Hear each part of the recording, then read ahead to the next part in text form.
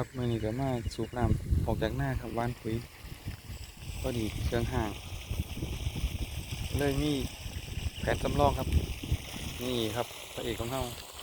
แผงโซลาร์เซลล์1 แผงกับไดโวครับ2 นิ้วครับตอนนี้ก็ประมาณ2 โมงเช้าจะไล่ทำนี้แหละครับหน้า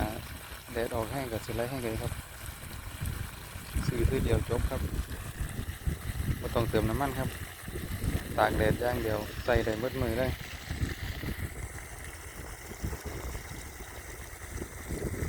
ไว้ตรงให้ตรงหน้าสบายเลยครับหน้าไฟก็มีน้ำของได้มีน้ำดูดใส่ไปไม่ต้องเปลืองน้ำมันลองเบิ้งครับแผงอันหนึ่ง2,000 บาทปั๊ม2 นิ้วอีก2,900